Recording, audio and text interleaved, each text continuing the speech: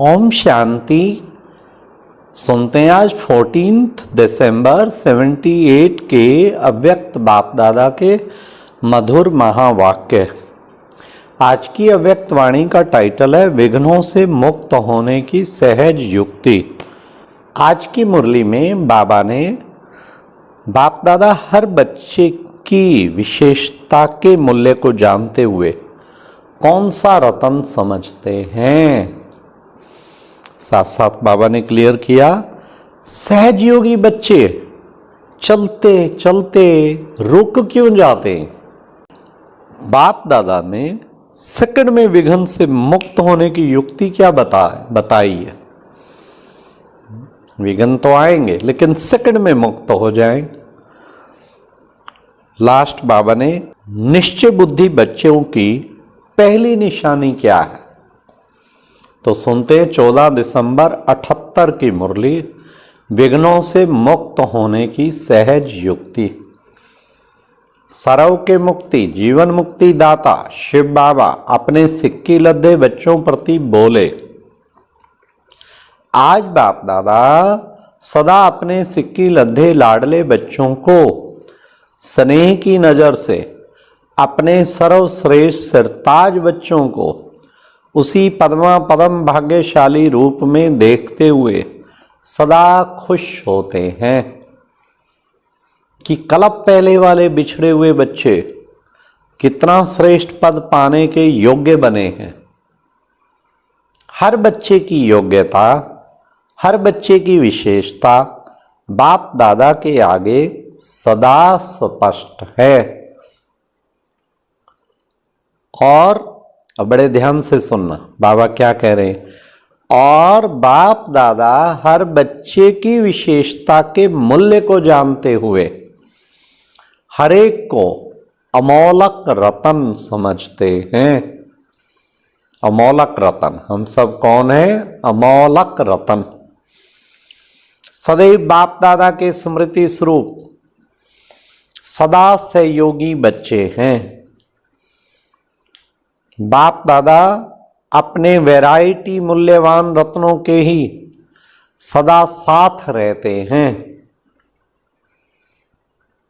ऐसे अमूल्य रतन जिन्हों को बाप ने अपने गले का हार बनाया, दिल तख्त नशीन बनाया, नैनों के सितारे बनाया, सिर का ताज बनाया, विश्व में अपने साथ साथ पूज्यनीय बनाया, अनेक भक्तों के इष्ट देव बनाया, ऐसे सौमान में सदा स्थित रहते हो। जिस नजर से बाप दादा देखते वह विश्व देखता, उसी स्वरूप में सदा स्थित रहते हो। आज बाप और दादा दोनों की रूढ़वान चल रही थी बच्चों के ऊपर। बाप दादा बोले सहज योगी बच्चे, राज ऋषि बच्चे चलते चलते तीव्र गति की बजाय कभी कभी रुक जाते हैं। क्यों रुकते हैं? अपने जीवन की भविष्य श्रेष्ठ मंजिल स्पष्ट दिखाई नहीं देती। आगे क्या होगा यह क्वेश्चन मार्क का पेपर सामने आ जाता है। कईयों को क्वेश्चन रहता है ना, पता नहीं हम चल पाएंगे नहीं चल पाएंगे, आगे क्या होगा, जिसके कारण तीव्र गति या तीव्र पुरुषार्थ बदल पुरुषार्थ के रूप में हो जाता है। आई हुई रुकावट को मिटाने की व पत्थर को पार करने की हिम्मत कम हो जाती है, इसलिए चलते चलते थक जाते हैं। कोई थक जाते और कोई फिर दिल शिकस्त हो जाते, अर्थात अपने से नाउम्मीद हो जाते। ऐसे समय पर बाप का सहारा मिलते हुए भी अपने को बेसहारे अनुभव करते हैं।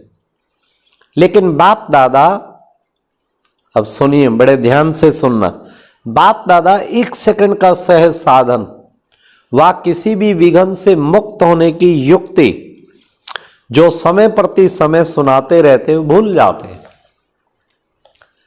अब सुनिए वो कौन सी युक्ति है। सेकंड में स्वयं का स्वरूप अर्थात आत्मिक ज्योति स्वरूप और कर्म में निमित्त भाव का स्वरूप, यह डबल लाइट स्वरूप सेकंड में हाई जंप दिलाने वाला है। मतलब संकल्प कर लो कि मैंने बस अपने आत्मिक स्वरूप में ही बस उसी को ही देखते रहना है। कुछ 1 घंटे का संकल्प करके देखो, देखो विघ्न से मुक्त होते हैं कि नहीं होते। लेकिन बच्चे क्या करते, हाई जंप की बजाय पत्थर को तोड़ने लग पड़ते हैं, हटाने लग जाते हैं, जिस कारण जो भी यथाशक्ति हिम्मत और उल्लास है वह उसी में ही खत्म कर देते, थक जाते हैं, वह दिल शिकस्त हो जाते हैं। जब ऐसी मेहनत बच्चों की देखते तो बाप दादा को तरस पड़ता है। जंप लगाओ और सेकंड में पार हो जाओ, ये भूल जाते हैं। तो आज ये रूरवान हो रही थी कि बच्चे क्या करते और बाप दादा क्या कहते हैं। सहज मार्ग को थोड़ी सी विस्मृति के कारण इतना मुश्किल कर देते जो स्वयं ही थक जाते। और क्या करते, अब सुनते जाइए बाबा की बातें मीठी मीठी। अपने ही व्यर्थ संकल्पों का तूफान स्वयं ही रचते और उसी तूफान में स्वयं ही हिल जाते। सोच सोच सोच सोच, इतना बड़ा तूफान खड़ा कर देंगे और उसमें खुद ही हिल जाते। अपने निश्चय के फाउंडेशन व अनेक प्रकार की प्राप्तियों के आधार में स्वयं ही हिल जाते। ना मालूम विनाश होगा या नहीं होगा, भगवानोवाच ठीक है व नहीं है, दुनिया के आगे निश्चय से कहें व नहीं कहें, गुप्त रहें व प्रत्यक्ष होवें, जमा करें व सेवा में लगाएं, प्रकृति को संभालें व सेवा में लगे, आखिर भी क्या होना है। बाप तो निराकार और आकारी हो गए, साकार में सामना करने वाले तो हम हैं। ऐसे व्यर्थ संकल्पों का तूफान रच स्वयं को ही डगमग कर देते हैं, अपने निश्चय के फाउंडेशन को हिला देते हैं। ऐसे ऐसे संशय के संकल्प करके बाबा में, ब्राह्मण परिवार में, स्वयं में निश्चय का फाउंडेशन ही हिला देते हैं। जैसे तूफान कहाँ पहुंचा देता है, वैसे व्यर्थ संकल्पों का तूफान तीव्र पुरुषार्थ से पुरुषार्थ की तरफ ले जाता है। ऐसे तूफानों में मत आओ। बाबा ने देखो आज कितना स्ट्रिक्टली कहा है, ऐसे तूफानों में मत आओ। बाप दादा ऐसे बच्चों से पूछते हैं कि आप तक भी ट्रस्टी हो व गृहस्थी हो। जब ट्रस्टी हो तो जिम्मेवार कौन है? निश्चय जिम्मेवार कौन? आप व बाप। जब बाप जिम्मेवार है तो होगा व नहीं होगा, क्या होगा, यह बाप की जिम्मेवारी है व आपकी है। निश्चय बुद्धि की पहली निशानी क्या है? निश्चय बुद्धि अर्थात सदा निश्चिंत। जब बाप ने आपकी सब चिंताएं अपने ऊपर ले ली तो फिर आप क्यों चिंता करते हो? बताओ बाबा, इससे ज्यादा क्या कहे। भगवानोवाच, हाँ, क्यों अपनी चिंता खुद करते हो जबकि बाबा ने ले ली है। निश्चय चाहिए ना बस। विनाश हो ना हो, कब होगा, यह चिंता ब्राह्मण जीवन में क्यों? क्या ब्राह्मण जीवन हीरे तुल्य जीवन, बाप से मिलन मनाने की जीवन, चढ़ती कला की जीवन, सर्व खजानों से संपन्न होने वाले जीवन, सर्व अनुभूति संपन्न जीवन अच्छी नहीं लगती है क्या? जल्दी समाप्त करना चाहते हो क्या? कोई कष्ट है व तकलीफ है क्या? नहीं बाबा, भले 100 साल संगम युग और चलाओ, हमें तो मजा आ रहा है याद सेवा में। हाँ, ये निकलना चाहिए ना। भक्ति मार्ग में यही पुकारा ना कि अतीन्द्रिय सुख की जीवन के दिन 1 से 4 गुना हो जाएं। और अब थक गए हो, लो भगवान बाप बैठा हुआ है, थकेंगे क्यों? खूब सेवा करेंगे और मौज से बाबा को याद करेंगे, कराएंगे, थकेंगे क्यों? ऐसा संकल्प करने वालों के ऊपर बाप दादा को हंसी आती है। अप्राप्ति क्या है जो ऐसे संकल्प उठाते हो? जब कल्याणकारी बाप कहते हो, कल्याणकारी जीवन कहते हो, तो जो भी भगवानों वाच है उसमें अनेक प्रकार के कल्याण समाये हुए हैं। क्यों और कैसे कहा? इस संकल्प से निश्चय बुद्धि का फाउंडेशन हिलाते क्यों हो? अगर ऐसे छोटे छोटे तूफानों में फाउंडेशन हिल जाता है, अब बड़े ध्यान से सुनना भगवानों आज, अगर ऐसे छोटे छोटे मन के तूफानों में फाउंडेशन हिल जाता है तो महाविनाश के महान तूफान में कैसे ठहर सकेंगे? वहां तो फिर हार्ट फेल होगा ही होगा ऐसी आत्माओं का। यह तो सिर्फ एक अपने व्यर्थ संकल्पों का तूफान है, लेकिन महाविनाश में तो अनेक प्रकार के चारों ओर के तूफान होंगे। फिर क्या करेंगे?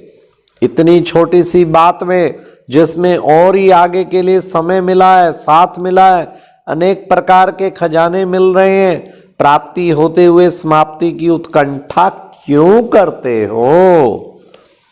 सुख के दिनों में धीरज धरो ना। कब और क्यों के अधीरे में मत आओ। अपने ही व्यर्थ संकल्पों के तूफान समाप्त करो। संपत्तिवान बनो, समर्थिवान बनो, सदा निश्चय बुद्धि। कल्याणकारी बाप और कल्याणकारी समय का हर सेकंड का लाभ उठाओ। सारे कल्प में ऐसे संपत्तिवान भाग्यवान दिन भाग्य विधाता के संग के दिन फिर नहीं आने वाले हैं। विनाश के समय भी ये प्राप्ति का समय याद करेंगे। ओहो, इतनी प्राप्तियों के दिन हम ऐसे ही गवा बैठे। इसलिए ड्रामानुसार कल्याण अर्थ जो ड्रामा का दृश्य चल रहा है उसको त्रिकालदर्शी बन, हिम्मत और उल्लास वाली समर्थ आत्माएं बन। स्वयं भी समर्थ रहो और विश्व को भी समर्थ बनाओ। पत्थर तोड़ने में थको मत, स्वयं के तूफान में हिलो मत, अचल बनो। समझा करते क्या हो और करना क्या है? यदि रूरवान और यही रूरवान बाप दादा की हुई, बच्चे क्या खेल करते हैं? अब समर्थी का खेल खेलो, जिससे इससे सब खेल समाप्त हो जाएंगे और दिल शिकस्त की बजाय दिल सदा खुश हो जाए। अभी ऐसे संकल्प इस महान यज्ञ में आहुति डाल कर जाना, साथ नहीं लेकर जाना। सदा के लिए स्वाहा। जब स्वयं ही स्वाहा हो तो ये संकल्प कैसे जा सकते? इसलिए स्वाहा का भोग लगा कर जाना, समर्थ संकल्पों रूपी फलों का भोग लगाना। समझा कौन सा भोग लगाना है? अच्छा, ऐसे सदा निश्चिंत, सदा निश्चय बुद्धि, हर महावाक्य के महान अर्थ को जानने वाले, संकल्प के भी ट्रस्टी, अर्थात जो बाप के संकल्प व बच्चों के संकल्प, ऐसे मन बुद्धि संस्कार में समान बाप दादा के समीप आत्माओं को बाप दादा का याद प्यार और नमस्ते। प्यारे बाबा आपको भी बहुत बहुत नमस्ते। और अब यह एक बहुत अच्छी वीडियो भी जरूर देखें।